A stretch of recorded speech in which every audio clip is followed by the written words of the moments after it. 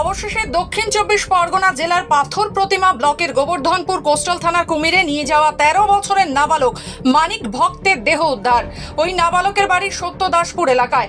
গত পরশুদিন মাছ কাঁকড়া ধরতে গিয়েছিল কাঞ্চন ক্রেট ধনচি নদীতে।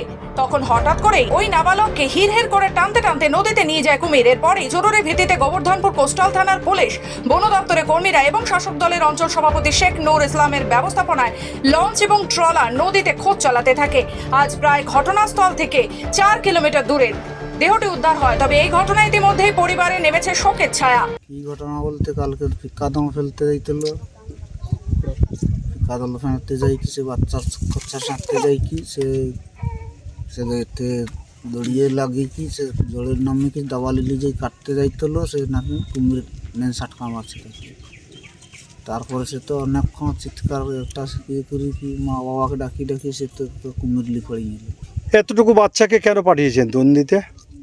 ও বাচ্চা কাচ্চা সাঁততে পড়ি কি বাড়িছে মানে দরকার তো কি আর দিবি আমাকে তো কিনে দান খানা করে দেখবি।